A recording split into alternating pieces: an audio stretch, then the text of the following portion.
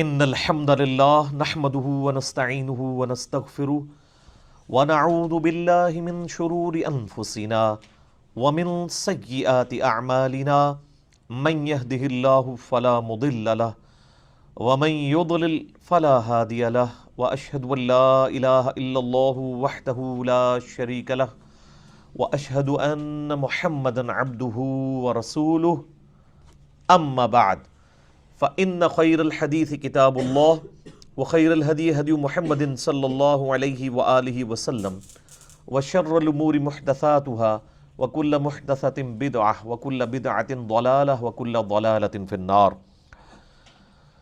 أعوذ بالله السميع العليم من الشيطان الرجيم من همزه ونفخه ونفثه. بسم الله الرحمن الرحيم. رب اشرح لي صدري ويسر لي أمري واحلل عقدة من لساني يفقهوا قولي. بسم اللہ الرحمن الرحیم. ان اللہ وملائکتہ یصلون علی النبی یا ایہا الذین آمنوا صلوا علیہ وسلموا تسلیما. اللہم صل علی محمد وعلی آل محمد کما صلیت علی ابراہیم وعلی آل ابراہیم انک حمید مجید. اللہم بارک علی محمد وعلی آل محمد کما بارکت علی ابراہیم وعلی آل ابراہیم انک حمید مجید. اللہم ربنا آتنا فی الدنیا حسنۃ وفی الآخرۃ حسنۃ وقنا عذاب النار. ربنا آتنا من لدنک رحمۃ وہیئ لنا من امرنا رشدا. لا الہ الا انت سبحانک انی کنت من الظالمین. حسبنا اللہ ونعم الوکیل ولا حول ولا قوة الا باللہ العلی العظیم.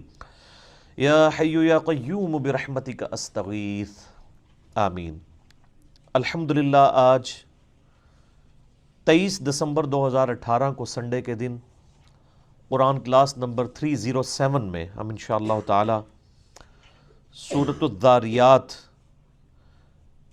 اور سورۃ الطور ان دو صورتوں کا ترجمہ اور تفسیر انشاءاللہ کور کریں گے انشاءاللہ تعالی. یہ دونوں مکی صورتیں ہیں اور ظاہر ہے کہ مکی صورتوں کا جو مرکزی ٹاپک ہے وہ عقیدہ توحید اور عقیدہ آخرت کے حوالے سے ہوتا ہے.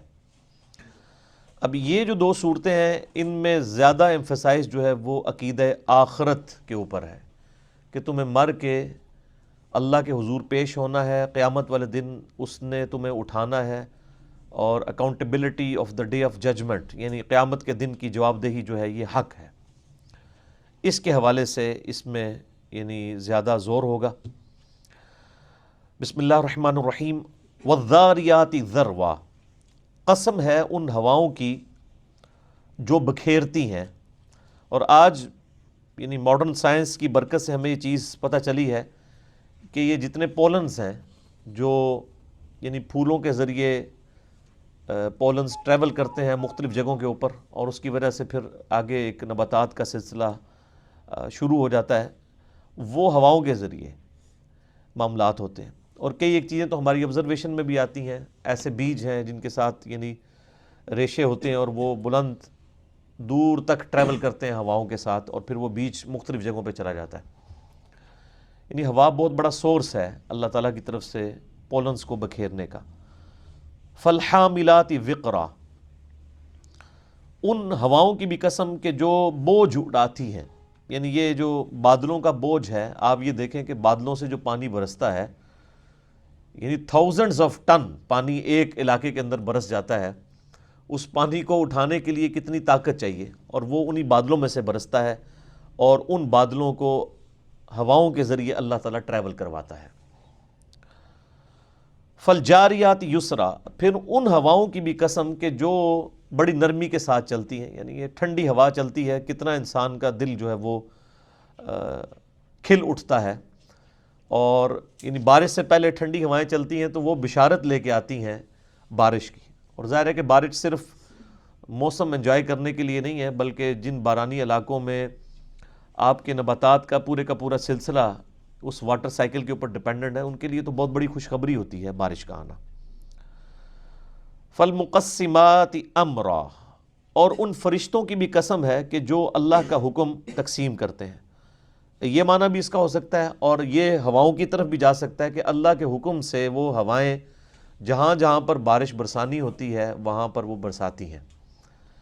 اب یہ 4 قسمیں یاد فرمانے کے بعد اگلی کانٹے کی بات آ رہی ہے جس کے اوپر یہ قسمیں کھائی گئی ہیں، یعنی مقسم علیہ کیا ہے اس کا۔ جس طرح کہ پچھلی صورت میں بھی آیا تھا نا، قاف والقرآن المجید، یعنی قاف اور قرآن حکیم کی قسم، اور اس میں میں نے کہا تھا کہ قسم محذوف ہے نبی علیہ السلام کی رسالت کے اوپر، جس طرح کہ یاسین والقرآن الحکیم انک لمن المرسلین۔ یہاں پر یہ 4 قسمیں اللہ تعالیٰ نے یاد فرمائی ہیں، کس بات کے اوپر؟ انما توعدون لصادق، بے شک جو تم سے وعدہ کیا جاتا ہے وہ سچا ہے۔ کون سا وعدہ؟ وَإِنَّ الدِّينَ لَوَاقِعٌ، یقیناً جزا و سزا کا جو معاملہ ہے وہ ہو کر رہے گا، بدلے کا دن آ کر رہے گا۔ وَالسَّمَاءِ ذَاتِ الْحُبُكِ، قسم ہے اس آسمان کی جس میں راستے ہیں۔ یہ صحابہ تابعین تبع تابعین تو یعنی ان کے تو وہم و گمان میں نہیں تھا کہ اس آیت کا مطلب کیا ہے، ان کے لیے ایمان بالغیب تھا۔ آج ہمیں پتہ ہے کہ آسمانوں میں بلیک ہولز موجود ہیں، ایسے ایسے راستے موجود ہیں کہ آپ ملینز آف ایئرز کا سفر جو ہے وہ چند لمحات کے اندر کر سکتے ہیں۔ آسمانوں کے اندر اللہ تعالیٰ نے ایسے راستے رکھ دیے ہیں، ایسے شارٹ کٹس ہیں، اور نبی علیہ السلام کو جو اللہ تعالیٰ نے معراج کروائی ہے، ایک رات کے اندر 7 آسمانوں کی سیر کروا دی، معجزہ ہے، لیکن اللہ تعالیٰ نے فزیکل فینومینا آف نیچر کے ساتھ بھی چیزوں کو جوڑا ہوا ہے۔ ایسے فزیکل فینومینا بھی ہیں اللہ تعالیٰ کے جو ابھی تک ایکسپلور نہیں ہوئے۔ تو اس آسمان کی قسم جس میں راستے ہیں، انکم لفی قول مختلف، بے شک تم مختلف قسم کی اوٹ پٹانگ باتوں میں پڑ گئے ہو۔ یؤفک عنہ من افک، اس قرآن کی دعوت سے وہی منہ پھیرتا ہے جس کی قسمت میں لکھا ہے کہ اس نے منہ پھیرنا ہے، یعنی اپنے اعمال کے سبب بدبختی کو اس نے کمانا ہے۔ اور اس کی نشانی کیا ہے؟ قتل الخراصون، ستیہ ناس ہو ایسے لوگوں کا جو اٹکل پچو کرتے ہیں، یعنی سنی سنائی باتوں کے اوپر چلتے ہیں، کوئی ڈیفینٹ علم کے اوپر ان کے معاملات نہیں چل رہے ہوتے۔ الذین ہم فی غمرۃ ساہون، یہ وہ لوگ ہیں جو بے سدھ پڑے ہوئے ہیں، یعنی ان کو کوئی فکر نہیں ہے کہ ان کو کسی نے پیدا کیا ہے، پرپز آف لائف ہے، اس کے بعد ڈیتھ آنی ہے، اس کے بعد ایک اگلی زندگی ہے، یعنی وہ زندگی بالکل جانوروں کی طرح گزار رہے ہیں، وہ بالکل کیجول لے رہے ہیں اس دنیا کی زندگی کو۔ ان کے بارے میں اللہ تعالیٰ ہمارا یہ مدہوش لوگ، جیسے نشے میں کوئی ہوش اپنا کھو بیٹھتا ہے نا، ایسے وہ لوگ ہیں۔ اور آج اس ماڈرن دور کے اندر آپ کو اکثریت ایسے لوگوں کی نظر آئے گی، ایون ان لوگوں کی بھی کہ جو گاڈ میں بلیو کرنے والے ہیں، کہ وہ یہ سمجھتے ہیں کہ ہم شاید مریں گے تو آگے ہمارے لیے آسانی ہے، اور یا پھر یہ سب کچھ ڈھونگ ہے، نعوذ باللہ من ذالک۔ تو اللہ تعالیٰ بارہ کہ خدا کو سیریس لو، کیجول نہ لو، یعنی یہ بہت بڑا معاملہ ہے۔ دیکھیں، یہ انسان کے لیے زندگی کا سب سے بڑا کوسچن یہی ہے کہ کس نے میری مرضی کے بغیر مجھے پیدا کیا ہے۔ جو شخص بھی شعور کی عمر تک پہنچتا ہے، اس کے دماغ میں ایک دفعہ ضرور یہ سوال آتا ہے، چاہے کسی پیغمبر کی دعوت اس تک پہنچی ہو یا نہ پہنچی ہو، کہ میں کدھر سے آیا ہوں، مجھے کس نے بنایا ہے، آگے میرے ساتھ کیا ہونے والا ہے۔ جب ان سوالات کو بندہ ڈیپ ڈگ کرنا شروع کرتا ہے نا، تو الٹیمیٹلی اس کریٹر تک پہنچ جاتا ہے۔ اور اللہ تعالیٰ اسی طرف اشارہ فرما رہا ہے کہ تم ڈیپ تھنکنگ کرو، مدہوشی کی زندگی نہ گزارو، اٹکل پچو نہ چلاؤ۔ یسألون ایان یوم الدین، اور یہ پھر یعنی جن تک نبیوں کی دعوت پہنچ رہی ہے، یعنی اس میں اولین مخاطب تو مشرکین عرب ہیں، ان کو جب کہا جاتا تھا نا قیامت کے بارے میں، تو وہ پوچھتے تھے کہ جی وہ کب آئے گا دن۔ اب اس کے بیک گراؤنڈ میں اس سوال کا جواب کئی دفعہ اللہ تعالیٰ نے دیا ہے کہ قیامت کا دن جو ہے وہ اس کا علم اللہ کے پاس خاص ہے، تمہارا کام یہ ہے کہ تم قیامت کے دن کی تیاری کرو۔ کہیں پہ اللہ تعالیٰ یہ جواب دیتا ہے کہ جن لوگوں کا قیامت کے اوپر ایمان ہے وہ تو ہر وقت ڈرتے رہتے ہیں کہ کہیں قیامت آ ہی نہ جائے، اور جن لوگوں کا قیامت کے اوپر ایمان نہیں ہے وہ اس معاملے کو کیجول لیتے ہیں اور صرف یہی ٹھٹا مذاق کرتے ہیں کہ اچھا جی بتائیں کب آئے گی، یعنی اس کی کوئی تاریخ یا سن یہ تو اللہ تعالیٰ نے نہیں بتانا، وہ تو اچانک آ دھمکے گی۔ تو مختلف مقامات پر اللہ تعالیٰ نے اس سوال کے مختلف جوابات دیے ہیں۔ اور ان میں سے ایک یہ بھی جواب ہے جو بڑا سخت ہے، یعنی اس میں آپ یہ نہ سمجھیے گا یہ ڈائریکٹ جواب ہے، یعنی پوری ایک پیچھے ورکنگ ہے، مختلف انداز سے سمجھایا گیا، اس کے باوجود جب وہ صرف جس کو کہتے ہیں نا کہ وہ مزے لینے کے لیے اور خام خواہ کی حجت بازی کے لیے سوال کرتے ہیں، تو اس کے حوالے سے پھر جواب ہوا ہے کہ یہ پوچھتے ہیں کہ قیامت کا دن کب آئے گا، یوم ہم علی النار یفتنون، تو فرماؤ قیامت کا دن اس وقت آئے گا جب تمہیں آگ پہ تلا جائے گا۔ اب ہماری مہذب یعنی ایک معاشرے کے اندر یہ کوئی اخلاقی جواب نہیں ہے کہ ایک بندے یہ پوچھ رہے کہ قیامت کا دن کب آئے گا، تو اس کو آگے سے یہ جواب دیا جائے جس دن تجھے تلا جائے گا، تو اس نے کیا بات قبول کرنی ہے؟ لیکن اس کانٹیکسٹ کو آپ یہاں نہ دیکھیں، اس کے پیچھے پورا مکی قرآن ہے جس میں مختلف انداز میں جوابات دیے گئے ہیں، بات سمجھائی گئی ہے، لیکن پھر دل بے ایمان تے اجدا ٹھہر، یعنی جس کے دل کے اندر بے ایمانی ہو تو وہ لیم ایکسکیوزز کے ہی ایک ڈیوائس کر لیتا ہے۔ پھر اس میں بعض اوقات دائی سے اس طرح کے الفاظ بھی نکلتے ہیں، اس کا مقصد یہ نہیں ہوتا کہ وہ کوئی جذباتی ہو گیا ہے یا وہ زبان سخت استعمال کر رہا ہے، یہ اللہ تعالیٰ کی زبان ہے، آپ دیکھ لیں۔ تو یعنی یہ میں اس لیے بتا رہا ہوں کہ اللہ اور اس کے محبوب صلی اللہ علیہ وآلہ وسلم کا جو کنسیپٹ ہمارے یہ آج کل کے میٹھے میٹھے وائزین نے جو یعنی بتایا ہے نا، ویسا نہیں ہے۔ اللہ تعالیٰ اپنے معاملات میں بہت سخت ہے اور بالکل زیرو ٹالرنس ہے آخرت کے معاملے میں۔ زیرو ٹالرنس ہوگی تو انسان کا قبلہ صحیح ہوگا نا، وہ ذرا سا بھی آپ کو راستہ دکھا دے تو پھر کس نے جناب اللہ کو یاد کرنا ہے اور کس نے خدا کو سیریس لینا ہے؟ کتنے سخت الفاظ ہیں۔ یہ پوچھتے ہیں قیامت کا دن کب آئے گا، فرماؤ اس دن جس دن تمہیں تلا جائے گا۔ ذوقوا کہا جائے گا چکھو، فتنتکم اپنی سزا کا مزہ، ھذا الذی کنتم بہ تستعجلون یہی وہ دن ہے نا جس کی تم بڑی جلدی مچا رہے تھے، آ گیا نا وہ دن۔ ان المتقین فی جنات وعیون بے شک پرہیزگار لوگ جو ہیں، گاڈ کانشیس رکھنے والے لوگ، خدا خوفی رکھنے والے لوگ اس دن باغات میں ہوں گے اور چشموں میں۔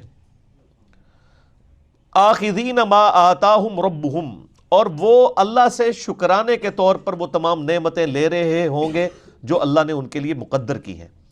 انہم کانوا قبل ذالک محسنین اور یہ جنتی وہ لوگ ہوں گے جو اس سے پہلے دنیا کی زندگی میں بڑے نیکوکار تھے، یعنی صرف اللہ اور اس کے رسول کو ماننے والے نہیں تھے، اللہ اور اس کے رسول کی ماننے والے تھے، خدا کو سیریس لینے والے تھے۔ کانوا قلیلا من اللیل ما یہجعون یہ لوگ رات کے وقت بہت کم سویا کرتے تھے، وبالاسحار ہم یستغفرون اور سحری کے وقت میں اپنے خطاؤں کی بخشش طلب کیا کرتے تھے۔ یعنی یہ تو اعلیٰ ترین درجہ ہے نا کہ انسان جو ہے وہ رات کا اکثر حصہ جو ہے وہ اللہ کی یاد میں بسر کرے، اور خصوصاً اس میں جو سحری کا وقت ہے وہ دعاؤں کی قبولیت کا وقت ہے۔ بخاری و مسلم کی حدیث ہے کہ رات کے آخری پہر میں، آخری تہائی حصے میں اللہ تعالیٰ آسمان دنیا پہ نزول فرماتا ہے جیسا کہ اس کی شان کے لائق ہے، اور وہ کہتا ہے کوئی مجھ سے بخشش طلب کرنے والا کہ میں اسے بخش دوں، ہے کوئی مجھ سے مانگنے والا کہ میں اسے عطا کروں، اور یہ سلسلہ جاری رہتا ہے یہاں تک کہ فجر کا وقت داخل ہو جائے۔ تو یہ یعنی لیلۃ القدر میں تو پوری رات ہی ایسا معاملہ رہتا ہے، لیکن روزانہ بھی ایسا معاملہ ہوتا ہے کہ رات کے آخری تہائی حصے میں، یعنی اگر 8 گھنٹے کی رات ہے تو آخری 8 کو 3 پہ ڈیوائڈ کر کے آخری تہائی حصہ جو ہے وہ اس میں اللہ تعالیٰ کی طرف سے یہ خصوصی پروٹوکول ہوتا ہے۔ اور رات کی ڈیفینیشن یہ ہے یعنی غروب آفتاب سے لے کے فجر کا وقت شروع ہونے تک یہ رات کہلاتی ہے۔ تو یہ چونکہ مکی صورتیں ہیں، اس وقت تو ظاہر ہے کہ مسلمانوں کے اوپر اس طریقے سے 5 وقتہ نماز بھی فرض نہیں ہوئی تھی، صرف نفلی عبادت ہی تھی۔ نبی علیہ السلام بھی رات کے وقت میں یعنی نوافل پڑھا کرتے تھے، اس میں قرآن پڑھا کرتے تھے، صحابہ کرام آپ کے پیچھے پڑھتے تھے۔ لیکن جب 5 وقتہ نماز کا شیڈیول آ گیا تو اس کے بعد یہ ساری چیزیں جو ہیں وہ پھر آپشنل رہ گئی، یہ اوبلیگیٹری نہیں ہے۔ اوبلیگیٹری وہی 5 نمازیں ہیں، فجر، ظہر، عصر، مغرب اور عشاء۔ باقی یہ جو کچھ یعنی نفلی عبادت کے طور پہ تو جتنا گھوٹ ڈالیں گے اتنا میٹھا ہے۔ وہ تو سورۃ الفرقان میں بھی آیا نا، والذین یبیتون لربہم سجدا وقیاما، اللہ کے نیک بندے جو ہیں وہ ان کی راتیں جو ہیں اپنے رب کے حضور قیام اور سجدوں میں گزرتی ہیں۔ وفی اموالہم حق للسائل والمحروم اور ان نیکوکاروں کی ایک اور نشانی بھی ہے کہ وہ اپنے مال میں جو سائل ہیں اور محروم لوگ ہیں یعنی غریب طبقہ ہے ان کے لیے بھی وہ حق تسلیم کرتے ہیں۔ یعنی ان کو پتہ ہے کہ اللہ نے جو ہمیں مال دیا ہے نا، اس کو اللہ تعالیٰ نے ہمیں دے کر آزمایا ہے، اور جس سے لیا ہے اس سے لے کر آزمایا ہے۔ اس سے یہ آزمایا گیا ہے کہ وہ صبر کرتا ہے، اور مجھے مال دے کر یہ آزمایا ہے کہ مجھے جو اللہ نے مال دیا ہے میں غریب لوگوں کا بھی اس میں خیال رکھوں۔ جب تک انسان مال اللہ کی راہ میں خرچ نہ کرے اس وقت تک اس کی کمٹمنٹ خدا کے لیے شو نہیں ہوتی ہے۔ جیب ڈھیلی ہوتی ہے نا جب، تو پھر انسان کو قدر آتی ہے۔ دنیا میں بھی آپ انہی چیزوں کے لیے قدر کرتے ہیں جس کے لیے آپ نے ایفرٹ پٹ کی ہوتی ہے، پیسہ لگایا ہوتا ہے، مال لگایا ہوتا ہے، اپنا وقت صرف کیا ہوتا ہے۔ بخاری اور مسلم کی متفق علیہ حدیث ہے، آپ صلی اللہ علیہ وآلہ وسلم نے فرمایا کہ انسان پوری زندگی کہتا رہتا ہے میرا مال میرا مال میرا مال، حالانکہ اس کا مال تو وہ ہے جو اس نے کھا پی لیا یا اس نے پہن کر بوسیدہ کر لیا، یعنی کپڑے، اور باقی جو بچ جانے والا مال ہے وہ تو اس کے ورثاء کا مال ہے۔ یعنی کپڑے بوسیدہ کر لیتا ہے نا انسان، اور کھا پی لیتا ہے، اس کو یوز کر لیتا ہے، باقی جو آپ کے مکانات ہیں وہ تو یہیں پہ رہ جائیں گے۔ اگر کوئی کسی نے بینک بیلنس جوڑا ہے وہ یہیں پہ رہ جائے گا، وہ ورثاء کے درمیان تقسیم ہو جائے گا۔ زمین ہے تو وہ یہیں پہ رہ جائے گی۔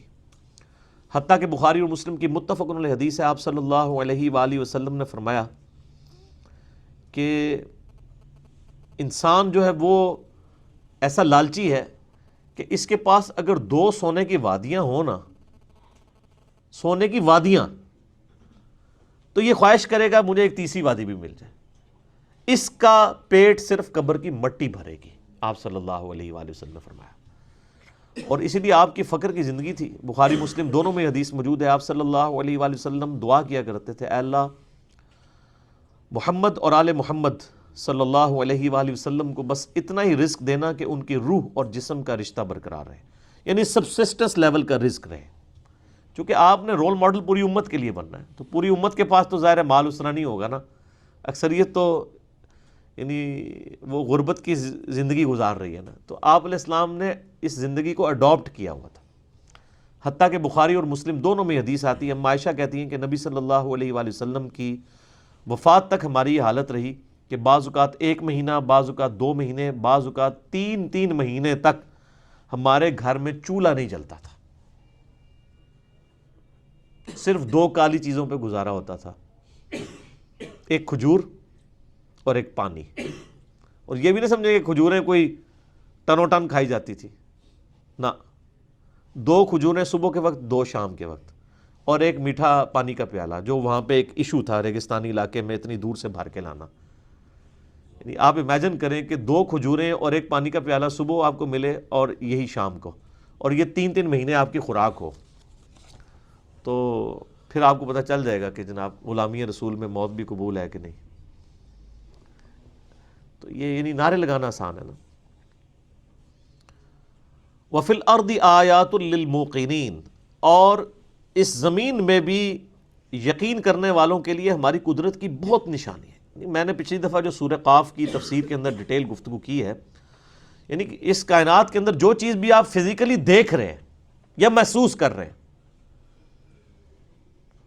تو وہ سب کے سب خدا کی طرف انسان کو لے کے جاتی ہے۔ اسی لیے آپ جب بھی کوئی خوبصورت سینری دیکھتے ہیں تو انسان بے ساختہ کہتا ہے سبحان اللہ، کوئی خوبصورت پھول دیکھتا ہے سبحان اللہ، کہ یہ بے عیب نہیں ہے، اس کو بنانے والا بے عیب ہے، اس کی پاکی نکلتی ہے زبان سے۔ تو اللہ تعالیٰ مطلب زمین میں قدرت کی کئی نشانی ہے، وہ تو آج جس طرح سائنٹیفک فیکٹس کے ذریعے اور پھر نیشنل جغرافک چینل اور اینیمل پلانٹ اور ڈسکوری چینل پہ آپ اگر دیکھیں تو وہ قدرت کی نشانیاں جو یعنی ہمارے آباء و اجداد نے کبھی تصور بھی نہیں کی تھیں، آج ہمیں وہ ٹی وی سکرین کے اوپر نظر آتی ہیں، ڈیپ اوشنز کے اندر نظر آتی ہیں، اور کہاں پہ پہنچ کے وہ ساری کی ساری چیزیں لا کے ہمیں ٹی وی سکرین پہ دکھا دیتے ہیں۔ وہ سب کی سب قدرت کی نشانی ہے، اللہ نے کیسی کیسی مخلوقات کو پیدا فرمایا ہے، یعنی انسان سوچ بھی نہیں سکتا۔ یعنی پچھلی دفعہ میں نے بتایا تھا کہ اس روئے ارض پہ صرف سپیشیز جو ہے نا وہ 20 لاکھ سے زیادہ ہے، سپیشیز، اور ایک اس میں سے انسان ایک سپیشیز ہے۔ انسان، حیوانات اور نباتات کی ملا کے 20 لاکھ یعنی 2 ملین کے قریب سپیشیز ہیں۔ یعنی اگر گننا شروع کریں صرف ان کی تعداد، انسان ایک مخلوق ہے، کوا دوسری مخلوق ہے، چیل تیسری مخلوق ہے، کبوتر چوتھی مخلوق ہے، مگرمچھ پانچویں مخلوق ہے، شیر چھٹی مخلوق ہے، ہاتھی ساتویں مخلوق ہے. اس طرح صرف ان کے نام گننے شروع کریں نا نباتات کے اور حیوانات کے 20 لاکھ بنتے ہیں. جن لوگوں کا دعویٰ ہے نا جی بزرگ جو ہیں وہ غیب کا علم جانتے ہیں، ہم ان سے کہتے ہیں ہمیں صرف یہ 20 لاکھ ذرا گنوا دیں کون کون سے ہیں، صرف بتا دیں کہ اسپیشیز کون سی ہیں. میرا خیال ہے نیشنل جیوگرافک دیکھنے والا زیادہ گنوا لے گا. اور پرانے بزرگوں کو تو پتہ ہی نہیں تھا کہ یہ چیزیں کس طرح تھیں، کس لیول کی تھیں، نہ ان کو ان کی ڈیٹیلز پتہ تھیں جس طرح آج سائنٹیفک فیکٹ کے ذریعے ہمارے سامنے آئی ہیں. تو قدرت کی بہت نشانیاں ہیں. وفی انفسکم افلا تبصرون، اور تمہاری اپنی جانوں کے اندر کتنی نشانیاں ہیں، کیا تم غور و تفکر نہیں کرتے ہو؟ یعنی اور کچھ بھی نہ دیکھیں، انسان صرف اپنے اوپر دیکھ لے. اس جسم کے اندر اللہ تعالیٰ نے کیا کچھ رکھ دیا ہے، 2 پاؤں کے اوپر آپ کو چلا دیا ہے جی. کتنا بیلنس ہے. انسان کے علاوہ کوئی مخلوق نہیں ہے جو 2 پاؤں پہ اتنے بیلنس طریقے سے چل سکتی ہو. کتنے بیلنس طریقے سے. اور پھر دیکھنے کی صلاحیت دی ہے. وہ انسان سوچ نہیں سکتا کہ یہ اگر دیکھنے کی صلاحیت کسی کی چھن جائے، جن کی نہیں ان سے ذرا پوچھے. پھر چکھنے کی صلاحیت، اور ایک اور جس کی طرف ہم نے کبھی توجہ نہیں کیا وہ سونگھنے کی صلاحیت ہے. ابھی تک کوئی کیمرہ نہیں ایجاد ہوا جو سونگھ سکے. کیمرہ صرف تصویر کیپچر کرتا ہے اور آواز، سونگھنے کی صلاحیت نہیں ہے. اور اگر یہ سونگھنے کی صلاحیت ختم ہو جائے تو کتنے ہمارے لیے ایشوز کھڑے ہو جائیں. اس کی وجہ سے ہم کتنا کچھ، کہیں پہ گیس لیک ہوتی ہے ہمیں پتہ چل جاتا ہے. ویسے ہی جو نیچرل گیس ہمارے گھروں میں آ رہی ہوتی ہے یا CNG، یہ اس کی سمیل نیچرلی نہیں ہوتی ہے، اس میں خود سلفر ایڈ کیا جاتا ہے تاکہ جب لیکیج ہو تو پتہ چل جائے. ادروائز جس طرح یہ پیور فارم میں ہے نا اس کی بالکل سمیل نہیں ہوتی. روزانہ ہی بندے مرے پڑے ہوں، یہ جو گیس لیک ہونے سے لوگ مر جاتے ہیں. تو اس میں گورنمنٹ کی طرف سے خود سلفر ایڈ کی جاتی ہے اتنی مقدار کے اندر کہ اگر یہ کہیں پہ سوئی گیس لیک کرے تو وہاں پہ پتہ چل جائے، اس لیے ہمیں سمیل آ جاتی ہے. تو یہ سونگھنے کی صلاحیت بھی بہت بڑی ہے. آپ دیکھیں سننے کی صلاحیت، یعنی انسان کے بالکل پیچھے کو موٹر بائک تیزی سے آ جائے کوئی، یعنی وہ جس طرح آوارہ قسم کے لڑکے ہیں تو وہ دور سے انسان کو سلنسر کی آواز آنا شروع ہو جاتی ہے، انسان کانشیس ہو جاتا ہے. لیکن ایک شخص جس کے سننے کی صلاحیت کم ہو یا بالکل نہ ہو، اس کی تو بڑی مصیبت کھڑی ہو جائے. اس لیے جن لوگوں کی بینائی آپ دیکھیں چھن جاتی ہے نا، تو ان کے سننے کی صلاحیت اللہ تعالیٰ اس کی کمپنسیشن ایسی فرماتا ہے کہ وہ عام لوگوں سے بڑھ کے ہوتی ہے. وہ اس لیے بھی شاید وہ اس حص کا استعمال زیادہ شروع کر دیتے ہیں. جیسے اب دماغ کو زیادہ ایکسپلور کرنا شروع کر دیں تو اس کی صلاحیتیں بھی نکھر کے سامنے آ جاتی ہیں. تو اللہ تعالیٰ مارا ہے کہ تمہاری اپنی جانوں کے اندر کتنی نشانیاں ہیں، یعنی دل کا دھڑکنا، گردوں کا ورکنگ کرنا، پھیپڑوں کا چلنا، آنکھوں کا جھپکنا. سر یہ آنکھیں 12,000 دفعہ روزانہ جھپکتی ہیں. اگر ہمیں خود اپنی آنکھوں کو 12,000 دفعہ ایسے ایسے کرنا پڑ جائے تو صرف پھر دن میں آپ آنکھیں جھپکیں گے اور کوئی کام نہیں کر سکتے. اور یہ دیکھیں گے یہ پلک کا جھپک کے واپس چلی جاتی ہیں. اگر یہ یہیں پہ رہ جائیں، آپ کو یوں کر کے دیکھنا پڑے. کئی لوگ ہیں جن کی یہ یہاں پہ اعصاب کمزور ہو جاتے ہیں، جو بہت بوڑھے ہو جاتے ہیں، تو ان کی پلکیں پھر گری رہتی ہیں. جب وہ کسی چیز کو دیکھنا ہو تو پھر یوں کر کے وہ دیکھتے ہیں. یہ کتنی بڑی نعمت ہے. اور پھر یہ پلکوں کا چلنا اور اتنی نازک آنکھیں ان کی اور آپ کے، یعنی ان پپوٹوں کے درمیان جو ہے، یعنی ایک باریک سا لیکوڈ کی لیئر رکھتی ہے. اتنی نرم چیز رگڑا کھاتی ہے لیکن وہ چھلتی نہیں ہے. سر 12,000 دفعہ آپ اپنے ہاتھ ایسے کریں نا تو یہ بھی چھل جائیں گے. اس سردی میں آپ 8-10 دفعہ ہی کرتے ہیں نا، ذرا 12,000 دفعہ گن کے کریں، پھر پتہ لگا ہاتھوں کے ساتھ بنتی کیا ہے. حالانکہ یہ کتنے مضبوط ہیں اور یہ بالکل نرم و نازک جگہ ہے، اور اللہ تعالیٰ نے اس کو کیسے مینیج کیا ہے. لیکوڈ رکھ دیا. یہ لیکوڈ ذرا سا زیادہ ہو جائے تو بے اختیار ہمارے آنسو ہی ہر وقت نکلتے رہیں، اور اگر کم ہو جائے تو رگڑا کھا کھا کے یہ ساری چیزیں زخم ہو جائے. تو یہ آنکھ کے اندر کتنی نشانی ہے. یعنی اس کے اوپر آپ میرا ایک لیکچر دیکھ لیں، who is Allah in the light of latest scientific facts, مسئلہ نمبر 60 کے عنوان سے. اس میں نے کئی ایک فیکٹس بتائے ہیں. ظاہر ہے کہ ہر لیکچر تو متحمل نہیں ہوتا کہ اتنی ڈیٹیل کے ساتھ گفتگو کی جائے. لیکن افسوس کا مقام یہ ہے کہ یہ جو آیت ہے اس کو بہت مس یوز کیا ہے صوفیاء نے. آپ تصوف کی جتنی بھی کتابیں اٹھا کے پڑھیں گے نا، جو وحدت الوجود کا عقیدہ رکھتے ہیں، اب وہ یہ آیت پڑھتے ہیں قرآن سے، وفی انفسکم افلا تبصرون، اور ترجمہ یہ کرتے ہیں کہ اللہ تعالیٰ تمہاری جان کے اندر بھی موجود ہے، کیا تم دیکھتے نہیں ہو؟ وہ کہتے ہیں انسان کے اندر اللہ تعالیٰ موجود ہے. حالانکہ یہ تو بات ہی کچھ ہو رہی ہے، پچھلی آیت میں نہیں ملا رہے. وفی الارض آیات للموقنین، اس زمین میں ہیں آیات، نشانیاں یقین کرنے والوں کے لیے. وفی انفسکم، اور تمہاری جانوں میں بھی نشانیاں ہیں. افلا تبصرون، یعنی میرا چونکہ کافی زیادہ ان کے ساتھ واسطہ رہا ہے نا، تو یہ انہوں نے آیت رٹی ہوئی ہوتی ہے. یہ جو ذکر خفی کر رہے ہوتے ہیں نا وہ دل کے اندر سانس کے ساتھ، تو آپ ان سے ذرا یہ جو اللہ ہو پارٹی ہے، آپ ذرا ان سے پوچھیں تو یہ آیتیں ان کو زبانی یاد کروائی ہوئی ہیں. وفی انفسکم افلا تبصرون، اللہ تو اندر ہے جی ساڑھے، اور یہ آیت پڑھ رہے ہوتے ہیں. اور یہ آیت انہوں نے خود قرآن سے کبھی نہیں پڑھی ہوگی، وہ بابا جی نے کسی نے رٹا دی ہوگی. کھول کے تو پڑھو، اس میں یہ رزلٹ نکل رہا ہے. وَفِي السَّمَاءِ رِزْقُكُمْ وَمَا تُوعَدُونَ، اور آسمان میں تمہارا رزق اللہ نے رکھ دیا ہے، اور وہ جس کا وعدہ کیا جاتا ہے یعنی قیامت کا دن، وہ بھی آسمان سے ہی قیامت کا سلسلہ شروع ہوگا. وَجَاءَ رَبُّكَ وَالْمَلَكُ صَفًّا صَفًّا، جو آتا ہے نا سورۃ الفجر میں، قیامت دن اللہ تعالیٰ اور فرشتے آسمان سے اس دنیا پہ اتریں گے جیسا کہ اس کی شان کے لائق ہے. تو اللہ تعالیٰ ہمارا اس آسمان میں رزق رکھ دیا، یعنی آسمان سے ہی بارش برستی ہے. وہی بارش جو ہے زمین سے نباتات کو اگاتی ہے، وہ نباتات ہم بھی کھاتے ہیں، حیوانات بھی کھاتے ہیں، اور پھر حیوانات کو ہم کھاتے ہیں. یہ پورے کا پورا جو فوڈ سائیکل ہے وہ اس بارش کے اوپر ڈیپینڈنٹ ہے.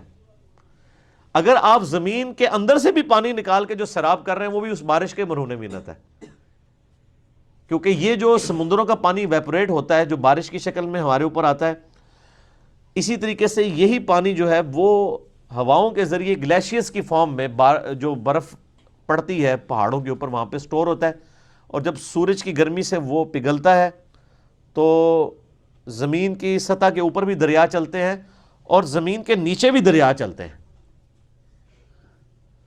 یہ دو دریا چل رہے ہوتے ہیں، اوپر کی سطح پہ بھی اور نیچے بھی، اسی کو ہم نکال رہے ہوتے ہیں. یعنی لوگ سمجھتے ہیں شاید بارش نہ ہو تو ہم زمین سے پانی نکال سکتے ہیں. سر زمین کا پانی بھی اسی بارش کے اوپر ڈیپینڈنٹ ہے. واٹر ٹیبل آپ نے دیکھا نا، جس طرح بھی یہ چیف جسٹس صاحب نے بھی ایک یعنی اس حوالے سے ہنگامہ کھڑا کیا ہے کہ یعنی پازیٹیو سینس میں ہنگامہ کہہ رہا ہوں کہ یعنی ڈیمز بنانے چاہیے، اور ایک شور انہوں نے بلند کیا ہے کہ واٹر ٹیبل جو ہے وہ نیچے جا رہا ہے. تو ایک بہت بڑا ایک ایشو بن گیا ہمارے ملک کے لیے اس وقت. تو اب یہ اگر پانی تو واٹر ٹیبل نیچے جانے کے اوپر جو ہے نا ایک مصیبت کھڑی ہوئی ہے نا، اگر یہ پانی یعنی ختم ہی کر دیا جائے تو پھر کوئی شخص پانی کہاں سے لے کے آ سکتا ہے. اور وہی اللہ تعالیٰ نے سورہ ملک کے اینڈ میں کیا آتا ہے، قُلْ أَرَأَيْتُمْ إِنْ أَصْبَحَ مَاؤُكُمْ غَوْرًا فَمَن يَأْتِيكُم بِمَاءٍ مَّعِينٍ. فرماؤ کہ اگر یہ پانی جو ہے یہ زمین میں ختم ہو جائے، یہ اتنا نیچے چلے جائے کہ تم اپروچ ہی نہ کر سکو، تو کون ہے جو تمہیں آنکھوں کے سامنے پانی لا کے دے اللہ کے علاوہ. تو آسمان میں رزق بھی ہے اور جو وعدہ کیا جاتا ہے یعنی قیامت کا. اب یہ دیکھ لیں، یہ والی آیت اور اس سے پچھلی آیت اور اس سے پچھلی آیت، یہ تینوں کلیئر کٹ یعنی قدرت کی نشانیوں کے اوپر بات ہو رہی ہے، نہ کہ یہ کہ اللہ تعالیٰ انسان کے اندر حلول کیے ہوئے، نعوذ باللہ. فَوَرَبِّ السَّمَاءِ وَالْأَرْضِ، تو قسم ہے آسمان اور زمین کے رب کی، اِنَّهُ لَحَقٌّ مِثْلَ مَا أَنَّكُمْ تَنطِقُونَ، یہ حق ہے اسی طرح جس طرح کہ تم باتیں کر رہے ہو. یعنی جس طرح ہم آپس میں گفتگو کر رہے ہیں نا، تو ہمیں یہ یقین ہے کہ ہم ایک فزیکل آپس میں انٹریکشن کر رہے ہیں. جس طرح یہ حق ہے نا، اسی طرح بالکل یہ ریالٹی ہے کہ قیامت کا دن آ کر رہے گا.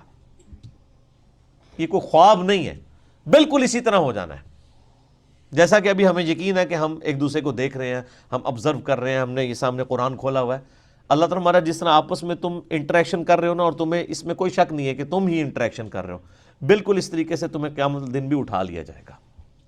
کوئی اور زندگی نہیں ہوگی وہ. ہاں یہ ایک چیز ہے کہ ہماری جو اس دنیا میں آنے سے پہلے کی زندگی ہے وہ ہمیں یاد نہیں ہے.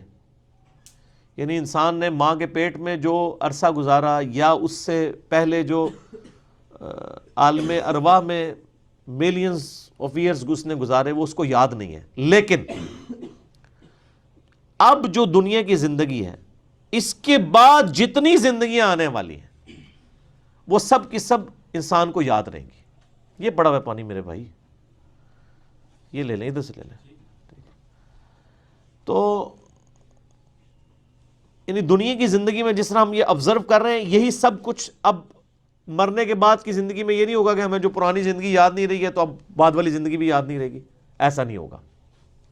اب بالکل جس طرح ہم یہ دنیا میں اپنی زندگی کو لے کے چل رہے ہیں اسی طریقے سے ہمیں ایک ایک چیز قبر میں بھی یاد ہوگی, آخرت میں بھی یاد ہوگی. اب کوئی بھولنے والی چیز نہیں ہے. اب یہ جو معاملہ شروع ہے یہ اب قیامت تک اور پھر جنت تک یا والعیاذ باللہ تعالی دوزخ تک چلنا ہے. اللہم اجرنا من النار, آمین.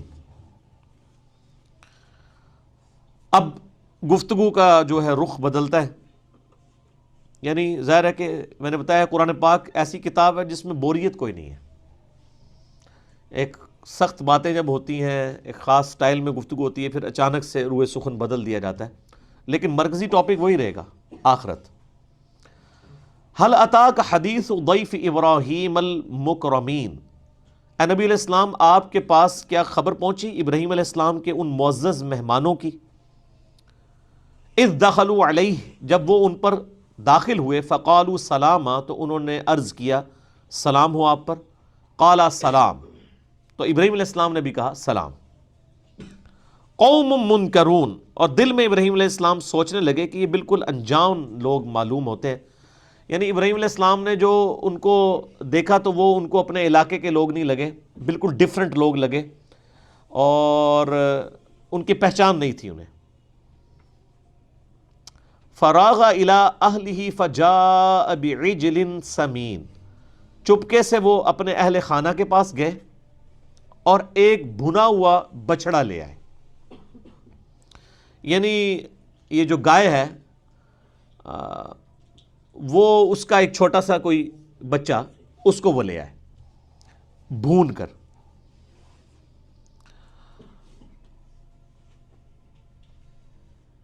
فقربہ الیہم قال الا تأکلون, اور ان کے قریب لا کر رکھ دیا اور پھر کہا تم کھاتے کیوں نہیں ہو. یعنی ان کے سامنے وہ جو مہمان آئے تھے ان کے سامنے انہوں نے کھانا رکھا, یعنی بچڑا. پہلے زمانوں میں تو دعوتیں پھر اس قسم کی ہوتی تھی نا, پورے پورے بچڑے. یعنی وہ ظاہر ہے باقی سارے لوازمات نہیں ہوا کرتے تھے نا, جو ان کے پاس ایک بکری ہوتی تھی تو بکری ذبح کر کے لے آتے تھے, کوئی گائے کا بچڑا ہے تو وہ ذبح کر کے لے آئے اور مہمان نوازی کر لی. یعنی ابراہیم علیہ السلام کی سے بھی پتہ چلا کہ یہ جو بڑا گوشت ہمارے سب کانٹیننٹ میں بڑا عیب سمجھا جاتا ہے نا, لوگ فخریہ بتا رہے ہوتے ہیں ساڑھے کار تے کڈے بڑا گوشت پکے ہی نہیں, ٹھیک ہے نا, اور اس کو عیب سمجھتے ہیں, حالانکہ ابراہیم علیہ السلام کی سنت ہے. اور ہمارے یعنی پاکستان میں تو صرف یہ بیماری یہاں تک ہی ہے. انڈیا میں تو ایک سٹیپ آگے بھی چلا گیا, چونکہ وہاں ہندوؤں کے ساتھ انٹریکشن ہے تو وہاں پہ وہ ایک جعلی روایت انہوں نے, یعنی حدیث کی کتابوں میں ہے لیکن وہ ظاہر مضبوط روایت تو نہیں ہے, نہ قرآن سے نہیں یعنی وہ بیٹھتی, کہ جی گائے کے دودھ میں تو شفا ہے لیکن اس کے گوشت میں جو ہے بیماری ہے. تو یہ انڈیا میں آپ کو جتنے بھی بریلوی دیوبندی اہل حدیث سارے علماء یہ حدیثیں آپ کو بیان کرتے ہوئے نظر آئیں گے, اور ان کو بالکل حیا نہیں آتی ہے کہ وہ کتنا خطرناک کھیل کھیل رہے ہیں. یہ یعنی یہ قرآن پاک میں تو حضرت ابراہیم علیہ السلام یعنی مہمان نوازی بیماری کے ساتھ کر رہے ہیں, نعوذ باللہ. صرف ہندوؤں کو خوش کرنے کے لیے اس قسم کی روایات کا سہارا لیتے ہیں اور پھر وہ بیان کرتے ہیں. تو یعنی دیکھنا چاہیے قرآن کے مطابق بھی. اب یہ سورۃ الذاریات کی جو آیت نمبر 26 ہے بالکل واضح ثبوت ہے کہ یہ بڑا گوشت جو ہے وہ یعنی سنت ہے حضرت ابراہیم علیہ السلام کی. اچھا, اب وہ انہوں نے بھنا ہوا گوشت لا کے سامنے رکھا نا جب اپنے مہمانوں کے, تو ان کو کہا کہ تم کھاتے کیوں نہیں ہو. فَأَوْجَسَ مِنْهُمْ خِیفَةً, اور ساتھ ہی ساتھ ابراہیم علیہ السلام دل میں ڈر گئے. ڈر اس لیے گئے کہ یہ کوئی میرے دشمن ہے. یعنی یہ ٹریڈیشن تھی کہ جب کوئی شخص کسی کو نقصان پہنچانے کے لیے جاتا تھا نا تو اس کے گھر کا نمک نہیں کھاتا تھا, وہ کہتا تھا نمک حرامی نہیں کرنی. یہ تو آج کا زمانہ ہے نا کہ لوگ نمک لالی ناپید ہو گئی ہے. تو یعنی پرانے زمانوں کے اندر اگر کوئی شخص کسی کے گھر سے روٹی کا ایک ٹکڑا بھی کھا لیتا تھا نا تو اس کا مطلب تھا کہ اب میں اس کا چونکہ میں نے ٹکڑا کھایا, اس نے میرے اوپر یہ احسان کیا, اب میں اس کے ساتھ کوئی زیادتی نہیں کروں گا. تو جب وہ ابراہیم علیہ السلام کے مہمانوں نے وہ کھانا نہیں کھایا نا، اب ظاہر بڑی آکورڈ بات ہے کہ آپ مہمانوں کے سامنے کھانا رکھیں، پہلے وہ ہے ہی انجان، آپ ان سے واقف نہیں ہیں، آپ نے مہمان نوازی کی، اب وہ کھا بھی نہیں رہے ہیں، تو فَأَوْجَسَ مِنْهُمْ خِیفَةً، تو حضرت ابراہیم علیہ السلام دل میں خوف کھا گئے کہ یہ کوئی میرے ساتھ دشمنی کے لیے آئے ہیں، مجھے نقصان پہنچانے کے لیے آئے ہیں، اسی لیے میرا یہ نمک نہیں کھا رہے۔ یہ تو ابراہیم علیہ السلام تھے، خوف کھا گئے۔ شیخ عبد القادر جیلانی ہوتے تو ایک نگاہ مار کے او پرے کر دے، تو یہی کچھ بتاتے ہیں نا آپ کو کہانیاں۔ اب جو قرآن پڑھتا ہے تو اس کو تو پتہ نہیں یہ نگاہ کون مار سکتا ہے میرے بھائی۔ ساری نگاہیں فیل ہو گئی جب سے میڈیا کا دور آیا ہے، سارے بزرگ ناپید ہو گئے نے، ان کو شاید لبدی ایسا نہیں تو کہانی بالکل جھوٹ لکھا ہوا ہے۔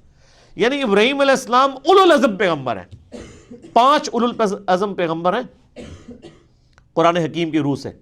سورہ شورا میں یعنی ان کے نام آئے ہیں، پہلے نمبر نبی علیہ السلام، دوسرے نمبر پہ ابراہیم علیہ السلام، پھر حضرت نوح علیہ السلام، موسیٰ علیہ السلام اور عیسیٰ علیہ السلام۔ یہ 5 اولوالعزم پیغمبر ہیں۔ ان میں سے نبی علیہ السلام کے بعد جو سب سے اللہ تعالیٰ کے برگزیدہ اور خلیل اللہ ہے ابراہیم علیہ السلام، وہ ہستی جن کی پیروی کا امت محمدیہ کو اور خود نبی علیہ السلام کو حکم دیا گیا،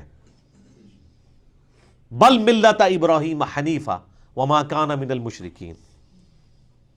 ٹھیک ہے جی، تو ان کا حال یہ ہے کہ پہلے تو ان کو یہ پتہ ہی نہیں چل رہا یہ کون ہے، علم غیب فارغ نہیں پتہ چلا نا، الٹا پھر ان سے ڈرنا شروع ہو گئے، سارے وہ جو نگاہ مار کے وہ جو کرنے والی باتیں ساری فارغ ہو گئی۔ قالوا لا تخف، تو وہ جو مہمان تھے وہ کہنے لگے مت ڈریے، وبشروہ بغلام علیم، اور انہوں نے بشارت دی آپ کو ایک بیٹے کی، یعنی وہ بیسیکلی فرشتے تھے جو انسانی شکل میں آئے تھے، تو ظاہر ہے فرشتے تو کھانے پینے سے آزاد ہیں۔ یہ قرآن پاک میں واقعہ کئی ایک جگہ آیا ہے۔ یہ فرشتے آئے تھے حضرت لوط علیہ السلام کی قوم کو تباہ و برباد کرنے کے لیے، اور یہ خوبصورت لڑکوں کی شکل میں آئے تھے، چونکہ ان کے اندر وہاں پہ بیماری تھی، یعنی وہ لڑکوں کے ساتھ بدکاری کرتے تھے۔ تو جب یہ آئے تو مسئلہ نمبر میرا اس کے اوپر ریکارڈڈ موجود ہے 81، یعنی ہومو سیکچولیٹی کے اوپر، اس میں میں نے پورے یہ واقعہ ڈیٹیل کے ساتھ بتایا تھا۔ تو اب ظاہر ہے کہ وہ ایک ہی شکل کے سارے، اور ایسے انجانی شکلوں والے حضرت ابراہیم علیہ السلام کو تو نہیں سمجھ آئی کہ یہ کون تھے۔ پھر انہوں نے کہا کہ آپ مت ڈریے، ہم آپ کو بشارت دیتے ہیں ایک بیٹے کی۔ حضرت سارہ سلام اللہ علیہا بالکل بوڑھی ہو چکی تھی، یعنی ان کی 100 سال کے قریب عمر تھی، اور ان کو بشارت دی جا رہی ہے حضرت اسحاق کی۔ ٹھیک ہے، تو انہوں نے کہا ہم آپ کو بشارت دیتے ہیں۔ فَأَقْبَلَتِ امْرَأَتُهُ فِي سَرَّةٍ فَسَكَّتْ وَجْهَهَا، تو پس حضرت ابراہیم علیہ السلام کی بیوی جو ہے وہ یہ یعنی وہ بھی گفتگو سن رہی تھی، تو وہ یعنی گفتگو کرتے ہوئے فرتے حیرت سے باتیں کرتی ہوئی کہ یہ کیا ہو گیا، میں بوڑھی 100 سال کی، مجھے اولاد ہوگی۔ وہ اس حالت میں یعنی آئیں وہاں پر کہ انہوں نے اپنے چہرے کے اوپر یوں یعنی تماچا مارا، یعنی اپنے یعنی چہرے کو پیٹا حیرانگی کے ساتھ۔ جیسے یہاں پہ بھی یعنی جب کوئی حیرانگی خبر پہنچتی ہے تو ہمارے معاشرے کے اندر یوں فوراً لوگ ماتھے پہ ہاتھ رکھ لیتے ہیں یا یوں کر لیتے ہیں، تو وہاں پہ ٹریڈیشن یہ ہوگی انہوں نے اپنے چہرے کے اوپر یوں ہاتھ مارا۔ وقالت عجوز عقیم، اور ان کا میں بوڑھی بانج، میرے یہاں بچہ ہوگا۔ ظاہر بہت بڑی ازمائش ہے، ایک 100 سال کی بڑھیا جو ہے یعنی اس کے ہاں بچہ ہو تو وہ تو باہر باقی عورتوں کو کیا منہ دکھائے گی۔ ٹھیک ہے، یہاں پہ بھی ذرا تھوڑی ایجڈ عمر میں کسی کی اولاد ہو جائے تو اس کا نام ہی اللہ دیتا رکھ دیتے ہیں وہ، کہ جی یہ دیکھیں جی 50 سال کی عورت ہے، اس کو اولاد ہو گئی ہے۔ تو یہاں تو 100 سال کا معاملہ تھا، تو ان کا یعنی پریشان ہونا اور حیرانگی میں چہرے کا پیٹنا، یعنی یہ ایک آپ سمجھ لیں دانستگی کے ساتھ نہیں تھا، حیرانگی کے ساتھ تھا۔ اچھا، اہل تشیع نے اسی آیت کو ثبوت بنایا ماتم کے اوپر، تو میرا ایک ماتم کے اوپر کلپ بھی ہے، مور دین 1 ملین لوگوں نے دیکھا ہے ماتم پہ اہل تشیع کے 3 دلائل۔ تو میں نے بتایا کہ یار یہ کوئی انہوں نے غم میں نہیں پیٹا تھا چہرہ، اور دوسرا یہ انہوں نے ایک ہی بار پیٹا تھا، یہ نہیں تھا کہ وہ پھر پیٹنا شروع کر دیا انہوں نے، یہ ہر سال پیٹتی تھی، ایسے تو نہیں تھا۔ تو اس کا کوئی لینا دینا نہیں اس کے ساتھ، بالکل آؤٹ آف کانٹیکسٹ چیزوں کو کوٹ کیا انہوں نے۔ قالوا کذالک، انہوں نے کہا ایسا ہی ہوگا، قال ربکی انہ هو الحکیم العلیم، انہوں نے کہا تیرے رب نے یہ طے فرما دیا ہے، بے شک وہ دانا ہے، سب کچھ جاننے والا ہے، اس کا فیصلہ ہے، اسے پتہ ہے کہ کس کو کس وقت اولاد دینی ہے۔ اب یہ رونے پیٹنے والا معاملہ کوئی نہیں ہے، یہ تو اللہ کی طرف سے فیصلہ ہو چکا ہے کہ تمہیں اولاد ہوگی۔ نہیں، بہت بڑی ایک اللہ کی طرف سے ایک معجزہ تھا، کیونکہ دوسری جو حضرت ابراہیم علیہ السلام کی بیوی تھی نا، سیدہ ہاجر، ہاجرہ لفظ تو غلط ہے، ہاجر، ان کے تو اولاد پہلے ہی ہو چکی تھی سیدنا اسماعیل علیہ السلام۔ تو یہاں پہ بھی ایک وہ جیلسی والا فیکٹر تو تھا، سوکن والا، تو اللہ تعالیٰ نے پھر ان کو بھی حضرت اسحاق علیہ السلام کی شکل میں اولاد دی۔ اور پھر قرآن پاک میں دوسری جگہ آتا ہے کہ اسحاق کے ساتھ فرشتوں نے یہ کہا کہ اس کا بیٹا جو ہے نا آگے یعقوب بھی ہوگا، اس کی بھی بشارت لے لو ساتھ، ٹھیک ہے۔ اور وہ بیٹا بھی ہوا، پھر تو جناب پیغمبروں کی پھر لائن لگ گئی نا، یعقوب علیہ السلام کے آگے پھر 12 بیٹے، ان میں حضرت یوسف علیہ السلام بھی۔ تو یہ ان فرشتوں نے بشارت دی، تو اب ابراہیم علیہ السلام تو سمجھ گئے کہ یہ فرشتے اگر انسانی شکل میں آئے نا، فرشتوں کا زمین میں اس طریقے سے اترنا کوئی اللہ تعالیٰ کے بڑے فیصلے کی طرف اشارہ کرتا ہے۔ تو انہوں نے کہا قال فما خطبکم ایھا المرسلون، وہ کہنے لگے کہ اے فرشتوں بتاؤ تمہارے آنے کا مقصد کیا ہے۔ مرسل کہتے ہیں چھوڑے ہوئے، یعنی اللہ کے چھوڑے ہوئے ہوتے ہیں نا فرشتے، پیغمبر کے لیے بھی یہ لفظ استعمال ہوتا ہے۔ قالوا انا ارسلنا الی قوم مجرمین، تو انہوں نے کہا کہ ہم بھیجے گئے ہیں ایک مجرم قوم کی طرف، لنرسل علیہم حجارۃ من طین، تاکہ ہم برسائیں ان پر گارے کے بنے ہوئے پتھر، یعنی کنکر مارنے کے لیے اللہ تعالیٰ نے ہمیں دنیا میں بھیجا ہے ایک مجرم قوم کے اوپر، یعنی آسمان سے پتھروں کی بارش کی جائے گی ان پہ، والعیاذ باللہ۔ مصومۃ عند ربک للمسرفین، جس پر نشان لگے ہوئے ہوں گے آپ کے رب کی طرف سے حد سے بڑھنے والوں کے لیے، یعنی ہر بندے کا نام لکھا ہوا ہوگا اس کنکر کے اوپر جو جس بندے کو وہ جا کے کنکر لگنا ہے، یعنی اللہ تعالیٰ کی طرف سے یہ فیصلہ ہو چکا ہے۔ اب وہ فرشتے یعنی کنکر مار رہے ہیں، اور یہ نشان زدہ کنکر ہیں، یعنی یہ ڈکلیئرڈ ہے کہ یہ کنکر فلاں کو لگنا ہے، یہ فلاں کو لگنا ہے، یہ فلاں کو لگنا ہے، یہ فلاں کو لگنا ہے، اللہ تعالیٰ کی طرف سے یہ ڈکلیئرڈ ہے۔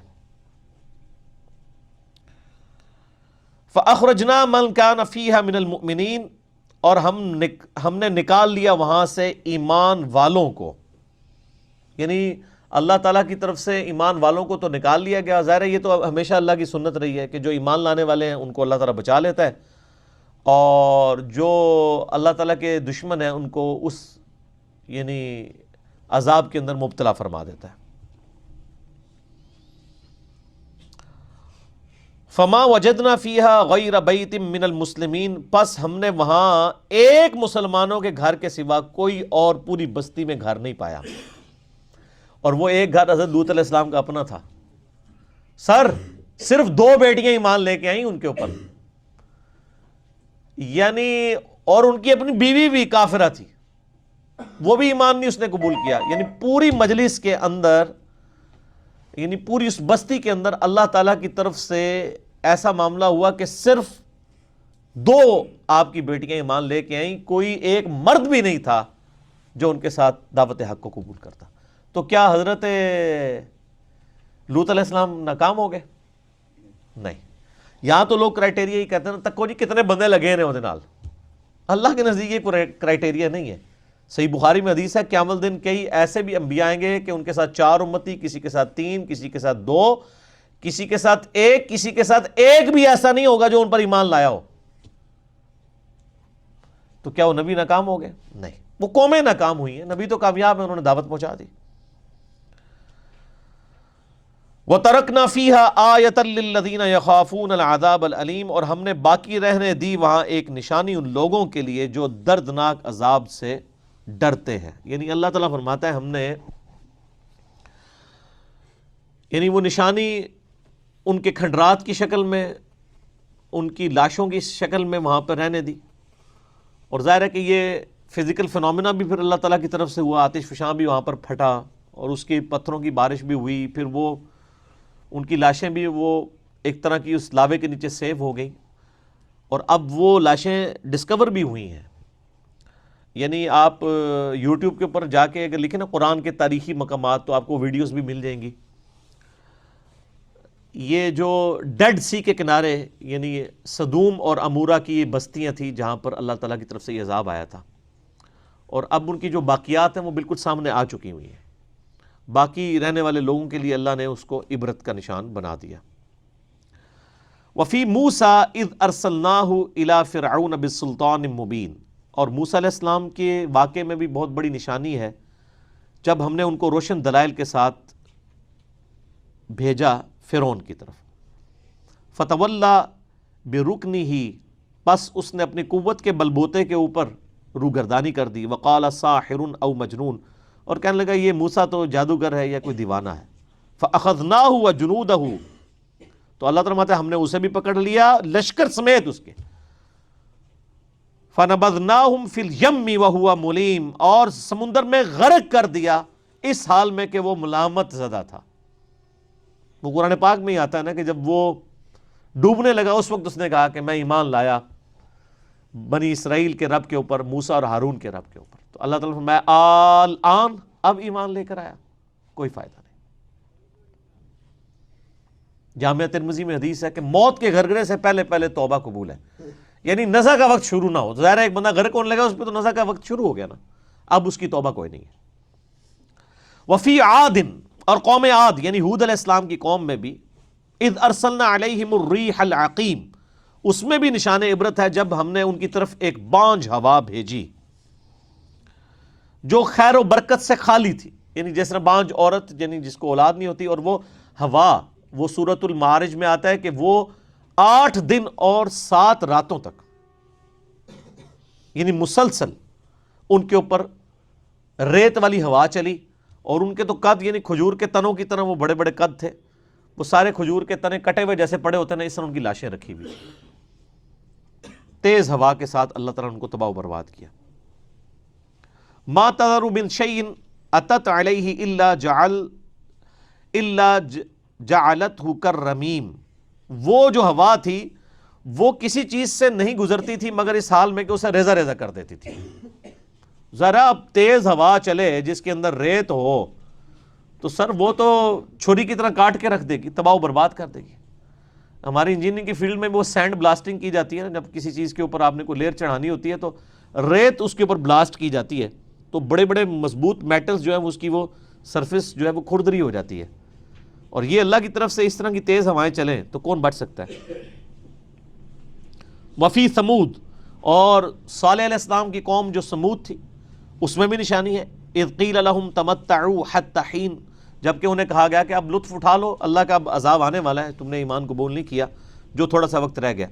فعتوا عن امر ربہم فاخذتہم الصاعقہ، پس انہوں نے سرکشی کی اپنے رب کی تو اللہ نے ان کو پکڑ لیا ایک خوفناک کڑک کے ذریعے۔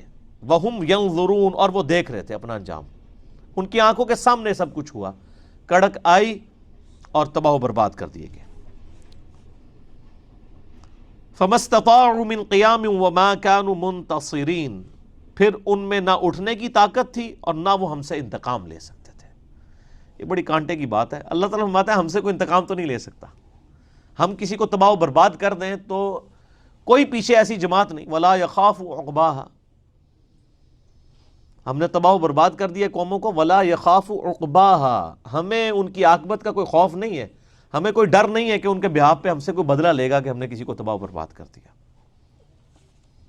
وقوم نوح، اور نوح علیہ السلام کی قوم بھی، اب دیکھ لیں یہ مسلسل آلموسٹ جتنے وہ بڑے پیغمبر ہیں جن کا ذکر قرآن پاک میں ہے سوائے شعیب علیہ السلام کے، باقی 6 پیغمبروں کا ذکر یہاں پہ ہو گیا ہے، ابراہیم علیہ السلام کا، لوط علیہ السلام کا، موسیٰ علیہ السلام کا، ہود علیہ السلام کا، صالح علیہ السلام ان کی قوم کا، اور اب حضرت نوح علیہ السلام۔ وقوم نوح من قبل، اور ان سے پہلے تو نوح علیہ السلام کا قوم کے ساتھ جو کچھ ہوا، انہم کانوا قوما فاسقین، بے شک وہ لوگ پرلے درجے کے نافرمان تھے۔ والسماء بنیناہا بأید وإنا لموسعون، اور آسمان کو ہم نے اپنی قدرت کے ہاتھوں سے بنایا، وإنا لموسعون، اور ہم اس کو وسعت دینے والے ہیں۔ جیسا کہ اس کی شان کے لائق ہے اس کے ہاتھ، ہم یعنی اس کی کوئی تمثیل بیان نہیں کرتے. اللہ تعالیٰ فرماتا ہے ہم نے اس کو آسمانوں کو اپنے قدرت کے ہاتھوں سے بنایا اور ہم اس کو وسعت دینے والے ہیں. یعنی پرانے ہمارے جو مفسرین ہیں تو وہ تو ترجمہ یہی کرتے رہے کہ ہم بڑے وسعت والے ہیں، یعنی وہ گھیر گھار کے کچھ اور ترجمہ جو ان کی سمجھ میں آیا. اب ظاہر ہے کہ اس وقت تو سائنس نے اتنی ترقی نہیں کی ہوئی تھی، اس لیے لوگوں کو نہیں پتہ تھا. اب جو ترجمہ ہے وہ بالکل یعنی صحیح طریقے سے ہم سمجھ سکتے ہیں کہ ہم نے اس آسمان کو پیدا کیا اور ہم اسے وسعت دینے والے ہیں، اسے وسیع کر رہے ہیں، یعنی ایکسپینڈنگ یونیورس. جو آئنسٹائن نے کہا کہ یہ یونیورس مکمل یعنی مسلسل ایکسپینڈ ہو رہی ہے. جو ہبل نے بھی اپنی ٹیلیسکوپ کے ذریعے 1929 میں یہ آبزرو کیا تھا کہ یہ جتنے بھی اجرام فلکی ہیں ان کا اسپیکٹرم جو ہے وہ گریجولی ریڈ کی طرف شفٹ ہو رہا ہے، جس سے یہ چیز پتہ چلتی ہے کہ یہ سب ایک دوسرے سے دور جا رہے ہیں. الٹیمیٹلی یعنی یہ کائنات پھیلے گی، پھر واپس آئے گی اور دوبارہ سے قیامت قائم ہوگی. اس کے اوپر میں نے مسئلہ number 60 who is Allah in the light of latest scientific facts, اس کے اندر میں نے ڈیٹیل سے گفتگو کی. آج میں اس ڈیٹیل میں نہیں جاؤں گا. وَالْأَرْضَ فَرَشْنَاهَا فَنِعْمَ الْمَاهِدُونَ، اور زمین کا ہم نے فرش بچھا دیا اور ہم کتنا اچھا فرش بچھانے والے ہیں. یعنی زمین کو اس قابل کر دیا کہ اس کے اوپر لوگ رہ سکیں. یعنی ہر سیکنڈ کے اندر 2 زلزلے آتے ہیں زمین کے اوپر، ان کا ایمپلیٹیوڈ بڑھ جائے تو اس زمین کو ہم رہنے کے قابل تو نہیں پھر رہ سکتی. اور یہ تو زلزلے ہیں نا. اور سر جو زمین کی موشنز ہیں وہ تو آج سائنس ہمیں بتا رہی ہے نا کہ زمین کی موشنز کتنی ایکسٹرا آرڈنری ہیں کہ ان موشنز کے ہوتے ہوئے بھی زمین سٹیبل ہے اس گریوٹی کی وجہ سے کہ ہم اس کے اوپر چل پھر سکتے ہیں. ادروائز تو ایک گاڑی تیز رفتار ہو اور اس کی کئی ایک موشنز ہوں تو اس میں بھی انسان سٹیبل نہیں رہتا. اور یہ زمین تو ہر سیکنڈ میں آدھا کلومیٹر اپنے محور کے گرد گھوم رہی ہے، ایک سیکنڈ میں آدھا کلومیٹر، جس کی وجہ سے 24 گھنٹے کے اندر ہمارا دن رات مکمل ہوتا ہے. اور یہ اس کی ایک موشن ہے سر. اسی کے ساتھ پیرلل میں دوسری موشن ہے، ہر سیکنڈ میں 30 کلومیٹر سورج کے گرد، جس کی وجہ سے 365 دنوں میں ہمارا سال مکمل ہوتا ہے. مسلسل سفر کرتی رہتی ہے سر. کوئی پیٹرول نہیں ڈال رہا اس میں، کوئی ایندھن نہیں ڈال رہا. اور پھر جو تیسری موشن ہے وہ تو اتنی ایکسٹرا آرڈنری ہے، یعنی پورے نظام شمسی سمیت زمین کے 200 کلومیٹر فی سیکنڈ کی رفتار سے ٹریول کر رہا ہے. 200 کلومیٹر فی سیکنڈ. 5 سیکنڈ میں یہاں سے کراچی سمجھ لیں، اتنا سفر طے کر لیا زمین نے. اور پھر اس کی جو سائنوسائڈل ویو والی موومنٹ ہے وہ جو اپنے ایکسس کے گرد جو 23.5 کا اینگل ہے جس کی وجہ سے موسم تبدیل ہوتے ہیں، وہ تو ایک اتنی حیران کن موشن ہے کہ وہ تو انسان سمجھ نہیں سکتا کہ ایک اس میریکل پلانٹ کے اندر اللہ تعالیٰ نے کیا کیا چیزیں رکھ دی ہیں. انبلیویبل ہے. تو اللہ تعالیٰ فرماتا ہے کہ ہم نے زمین کو فرش بنا دیا تو ہم کیا ہی بہتر فرش بچھانے والے ہیں. وَمِن كُلِّ شَيْءٍ خَلَقْنَا زَوْجَيْنِ لَعَلَّكُمْ تَذَكَّرُونَ، اور ہم ہر چیز کے ہم نے جوڑے بنائے تاکہ تم غور و تفکر کرو. ہر چیز کو ہم نے جوڑوں کی شکل میں پیدا کیا. انسان میں مرد و عورت کا جوڑا ہے، ہر سپیسیز کے اندر، ایون نباتات کے اندر بھی میل اور فیمیل ہیں. یہ ہم نے کیوں کیا؟ تاکہ تم اس میں غور و تفکر کرو. کیا غور و تفکر کرو؟ کہ دنیا کا بھی ایک جوڑا ہے، آخرت. جیسے ہر چیز جوڑے کی شکل میں ہے نا، تو یہ جو زندگی گزار رہے ہو دنیا کی، اس کا جوڑا کیا ہے؟ دن کا جوڑا رات، مرد کا جوڑا عورت، آسمان کا جوڑا زمین. تو یہ جو دنیا کی زندگی ہے اس کا بھی جوڑا وہ آخرت کی زندگی ہے. یہ ہے غور و تفکر کرنا کہ اللہ نے ہر چیز جوڑوں کی شکل میں بنائی ہے، آخرت کا دن بھی قائم ہو کر رہنا ہے. تو کیا کرو؟ فَفِرُّوا إِلَى اللَّهِ، پس دوڑو اللہ کی طرف. انی لکم منہ نذیر مبین، بے شک میں اللہ کی طرف سے تمہیں خبردار کرنے والا پیغمبر ہوں. یعنی نبی علیہ السلام سے یہ بات کہلوائی جا رہی ہے کہ ان کو بتاؤ کہ اب اللہ کی طرف دوڑو، میرا کام صرف تمہیں خبردار کرنا ہے، اللہ کے حضور تمہاری پیشی ہونے والی ہے. وَلَا تَجْعَلُوا مَعَ اللَّهِ إِلَٰهًا آخر، اور اللہ کے ساتھ کسی اور کو الہ مت ٹھہراؤ. یعنی توحید کے معاملے میں کوئی کمپرومائز نہیں ہوگا. انی لکم منہ نذیر مبین، بے شک میں تمہاری طرف کھلا خبردار کرنے والا ہوں، ڈر سنانے والا ہوں۔ کذالک ما اتی الذین من قبلہم من رسول الا قالوا ساحر او مجنون، اسی طرح نہیں آیا ان سے پہلے لوگوں کے پاس کوئی اور رسول مگر وہ بھی اپنے رسول کے بارے میں یہی کہا کرتے تھے کہ وہ ساحر ہے، یعنی جادوگر ہے اور دیوانہ ہے۔ یعنی نبی علیہ السلام کو تسلی دی جا رہی ہے اگر آپ کے ساتھ مشرکین عرب کا یہ ایٹیچیوڈ ہے نا کہ وہ آپ کو نعوذ باللہ دیوانہ کہتے ہیں، جادوگر کہتے ہیں، وہ پہلے پیغمبر بھی جتنے آئے ان کو بھی ان کی قوموں نے اسی طریقے سے مختلف القابات دیے۔ اتواصوا بہ، کیا پہلوں نے پچھلوں کو یہ وصیت کر دی تھی؟ بل ہم قوم طاغون، نہیں بلکہ یہ تو سرکش لوگ ہیں۔ یعنی اللہ تعالیٰ فرماتا ہے کہ جس طرح اگلی قومیں اپنے پیغمبروں کا انکار کرتی تھی، کیا اپنے وہ آنے والی اولادوں کو یہی سکھا کے گئی ہیں کہ جب بھی کوئی پیغمبر آئے تو تم نے اس کے ساتھ یہی کرنا ہے؟ نہیں، بلکہ یہ خود سرکش ہیں۔ وہ اگر سکھا کے بھی گئے تھے تو تمہارے پاس تو عقل تھی، تم تو اپنی عقل استعمال کر سکتے تھے۔ فَتَوَلَّ عَنْهُمْ فَمَا أَنْتَ بِمَلُومٍ، پس آپ ان سے اپنا رخ انور پھیر لیجئے، آپ پر کوئی الزام نہیں۔ اگر آپ نے دعوت و تبلیغ کا کام کر دیا ہے، آپ سے اللہ تعالیٰ نہیں پوچھے گا کہ لوگوں نے حق کیوں نہیں قبول کیا۔ وَمَا عَلَيْنَا إِلَّا الْبَلَاغُ، آپ کا کام صرف بات پہنچانا ہے۔ وَذَكِّرْ فَإِنَّ الذِّكْرَىٰ تَنفَعُ الْمُؤْمِنِينَ، آپ سمجھانا جاری رکھیے، تذکیر اور نصیحت جاری رکھیے، کیونکہ تذکیر جو ہے یہ فائدہ دیتی ہے بات ماننے والوں کو، ایمان والوں کو۔ یعنی یہ نہیں ہے کہ انسان دل برداشتہ ہو کہ دعوت تبلیغ کا کام ہی چھوڑ کے بیٹھ جائے کہ یار میں نے اتنی دعوت دی، لوگوں نے نہیں قبول کیا۔ دیکھ لیں مشرکین عرب نے قبول نہیں کیا، مکے والوں نے، مدینے والوں نے دعوت قبول کر لی، الٹیمیٹلی پھر فتح مکہ پہ ان لوگوں نے بھی دعوت قبول کر لی۔ تو ہم بھی یہ کہتے ہیں دعوت و تبلیغ کا کام چھوڑنا نہیں چاہیے۔ اگر کسی ایک بندے نے آپ کی دعوت قبول نہیں کی، آپ دوسرے کو دیں، دوسرے نے کی تیسرے کو دیں۔ اصل میں جب ہم رزلٹ اورینٹڈ ہو جاتے ہیں نا کہ ضرور میری بات ایکسیپٹ کی جائے، میری حوصلہ افزائی ہوگی تو میں آگے کام کروں گا، تو سر پھر پیغمبر تو سارے کام چھوڑ کے بیٹھ جاتے ہیں نا۔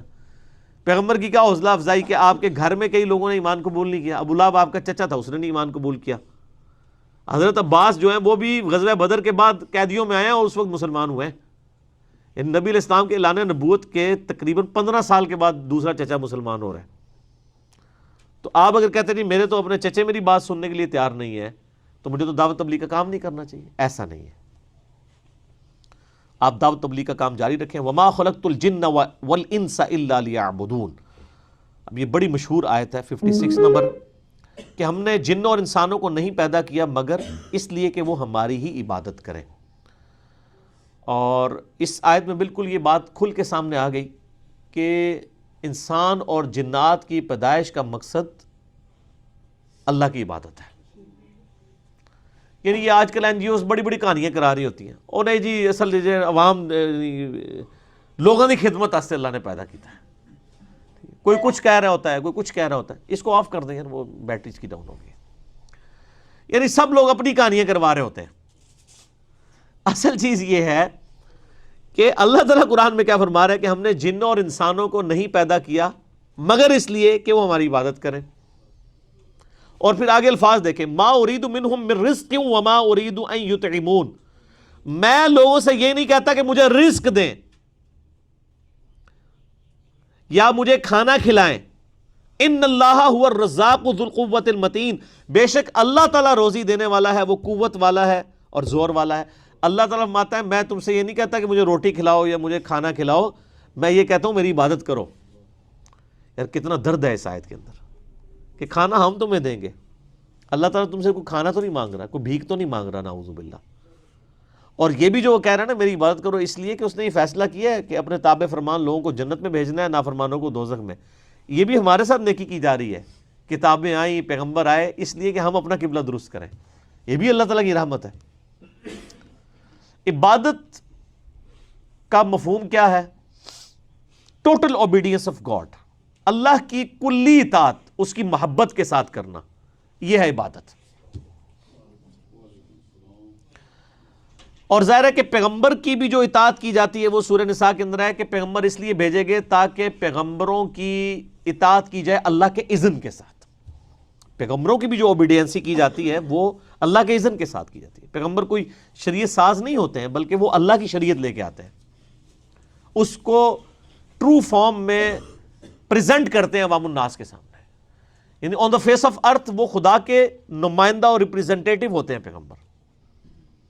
تو اللہ کی ٹوٹل اوبیڈینس، اس کی محبت کے ساتھ، یہ ہے عبادت. اب اس میں جو جو چیزیں آتی ہیں وہ سب کے سب عبادت میں داخل ہیں. یعنی ایون انسان کا ماں باپ کے ساتھ اس نے سلوک کرنا، یہ بھی اللہ کی عبادت ہے. کیوں؟ ماں باپ کے ساتھ اس نے سلوک کا حکم کس نے دیا ہے؟ اللہ نے. تو یہ اللہ کی اطاعت ہو رہی ہے نا، تو یہ اللہ کی عبادت ہوئی. حتیٰ کہ صحیح مسلم میں حدیث ہے کہ سبحان اللہ کہنا بھی صدقہ ہے، الحمدللہ کہنا بھی صدقہ ہے، اللہ اکبر کہنا بھی صدقہ ہے، راستے سے کسی تکلیف دہ چیز کو دور کرنا بھی صدقہ ہے، اور انسان جو اپنے بیوی بچوں کے منہ میں لقمہ ڈالتا ہے یہ بھی اللہ کے حضور نیکی لکھی جاتی ہے، عبادت لکھی جاتی ہے. حتیٰ کہ تمہارا اپنے بیویوں کے ساتھ ازدواجی تعلق قائم کرنا بھی صدقہ اور نیکی ہے. ابھی آخری بات بڑی اسٹانشنگ تھی. ایک خالصتاً حیوانی جذبہ ہے نا سیکس، وہ تو جانوروں میں بھی ہے، انسانوں میں بھی ہے. تو صحابہ کرام نے پوچھا کیا بیویوں کے ساتھ تعلق قائم کرنا یہ بھی نیکی ہے، یہ بھی اللہ کی عبادت ہے؟ نیکی ظاہر ہے اللہ کی عبادت. تو نبی علیہ السلام نے فرمایا ہاں یہ بھی صدقہ ہے. مجھے بتاؤ اگر یہی ضرورت تم کسی ایسی عورت سے پوری کرو جو تمہارے لیے حلال نہیں ہے تو کیا تمہیں گناہ ہوگا؟ صحابہ نے کہا یا رسول اللہ ہوگا. تو فرمایا کہ پھر اپنی بیوی کے ساتھ تعلق قائم کرنے پہ تمہیں ثواب بھی ہوگا. یہ ہے وہ یعنی ایک وسیع تصور اللہ کی عبادت کا. تو اللہ کی عبادت میں اس کی ٹوٹل اوبیڈینس شامل ہے. باقی ہم سمجھانے کے لیے یہ ضرور ڈویژن کر دیتے ہیں کہ یہ حقوق اللہ ہیں، یہ حقوق العباد ہیں، یہ جانوروں کے حقوق ہیں، یہ درختوں کے حقوق ہیں. وہ آپ اس کی جتنی مرضی نام رکھتے جائیں، وہ ہے سارے کے سارے حقوق اللہ ہی ہیں. کیونکہ حقوق العباد بھی جو ہیں وہ بھی اللہ کے رکھے ہوئے ہیں نا. ایک مسلمان اگر اپنے ماں باپ کے ساتھ اس نے سلوک کرتا ہے تو کس لیے؟ کہ اللہ کا حکم ہے. ورنہ آپ دیکھ لیں جہاں پہ یعنی ریلیجن کا غلبہ نہیں ہے وہاں پہ تو اولڈ ایج ہاؤسز بنے ہوئے ہیں. لوگ یعنی اپنے بوڑھے ماں باپ کو ان ہاؤسز کے اندر پھینک آتے ہیں، کہتے ہیں جی انہوں نے اپنی عیاشی کی زندگی گزاری ہے، اب ہماری زندگی گزارنے کا وقت ہے، ہم ادھر کیا ان کو لے کے تو جناب ان کی خدمت کرتے رہیں. لیکن سب کانٹیننٹ کے معاشرے کے اندر بالخصوص اور مسلمانوں کے معاشرے میں بالعموم یعنی ماں باپ جب بوڑھے ہو جاتے ہیں ان کی قدر کی جاتی ہے، ان کے ساتھ رسپیکٹ والا معاملہ کیا جاتا ہے، اس لیے کہ وہ اللہ تعالیٰ کے حکم کے تحت. لہٰذا یہ جو ڈویژن کی گئی ہے نا کہ یہ حقوق اللہ ہیں، یہ حقوق العباد ہیں، اور پھر وہ اس کے اوپر ایمفیسائز کرنے شروع کر دیتے ہیں. این جی اوز تو یہ کہنا شروع کر دیتی ہیں وہ جی اللہ تو اپنے حقوق معاف کر دے گا، بندیاں نے نہیں کرنے. تم لکھ کے دیتا ہے اللہ نے معاف کر دے گا. اگر یہی باتیں یعنی صحابہ کرام کو پتہ ہوتی تو اس طرح کی وہ زندگیاں گزارتے. یعنی خود سے نہیں یہ معاملات کرنے چاہیے. اللہ تبارک و تعالیٰ ہی کے حقوق ہیں، چاہے حقوق اللہ ہوں، حقوق العباد ہوں. ایک حق سے دوسرا حق ختم نہیں ہوتا. وہ اپنی جگہ قائم ہے، یہ اپنی جگہ قائم ہے. تو اللہ تعالیٰ فرماتا ہے کہ میں تم سے نہیں کہتا کہ مجھے کھانا کھلاؤ یا مجھے رزق دو، بے شک اللہ تعالیٰ ہے رازق، روزی دینے والا، وہ قوت والا ہے، زور والا ہے. فَإِنَّ لِلَّذِينَ ظَلَمُوا ذَنُوبًا مِثْلَ ذُنُوبِ أَصْحَابِهِمْ فَلَا يَسْتَعْجِلُونَ. پس ان ظالموں کے لیے بھی ویسا ہی عذاب آئے گا جیسا کہ ہم نے ان کے ساتھ کے جو پچھلے لوگ تھے ان کے ساتھ عذاب کا معاملہ کیا تھا. تو اے نبی علیہ السلام ان کے عذاب کے لیے آپ جلدی مت کیجئے، وہ اپنے مقررہ ٹائم پہ آئے گا. اور پھر وہ آ گیا نا سر، غزوہ بدر کی شکل میں ان کے اوپر عذاب مسلط ہوا، 70 سردار ان کے قتل ہوئے. اللہ تعالیٰ کی طرف سے یہ عذاب کی قسط ان پہ آئی. فَوَيْلٌ لِّلَّذِينَ كَفَرُوا مِن يَوْمِهِمُ الَّذِي يُوعَدُونَ. پس تباہی ہے ان کے لیے جنہوں نے کفر کیا اس دن سے کہ جس کا وعدہ کیا گیا. یعنی جو لوگ آخرت سے روگردانی کرتے ہیں، آخرت کی جواب دہی کا انکار کرتے ہیں، ان کے لیے تو تباہی ہے. ظاہر تباہی تو ہو گئی نا، جب کسی نے آخرت کا انکار کیا تو اب وہ تیاری خاک کرے گا. آخرت کی تیاری تو وہی کرے گا نا جو اس پہ ایمان لائے گا اور اس کو سیریس لے گا. تو تباہی دنیا میں مقدر ہو گئی. حتیٰ کہ بخاری اور مسلم میں حدیث آتی ہے کہ جو مر گیا اس کی قیامت قائم ہو گئی، مرتے ہی قیامت قائم ہو گئی. ایک تو وہ بڑے قیامت کا دن ہے نا، ایک چھوٹی قیامت یہ ہے کہ جو شخص مرتا ہے نا اس کی آخرت کی زندگی شروع ہو جاتی ہے. بلکہ نزع کے عالم میں ہی قرآن حکیم میں کئی جگہ آتا ہے کہ جب فرشتے ان کی روحیں قبض کرنے کے لیے آتے ہیں ان کے پیٹھوں اور منہ پہ ہتھوڑے مارتے ہیں. اسی وقت سے عذاب کا سلسلہ شروع ہو جاتا ہے۔ عذاب قبر کے اوپر میں نے ڈیٹیل سے 2 لیکچر دیے، مسئلہ نمبر 117A اور 117B۔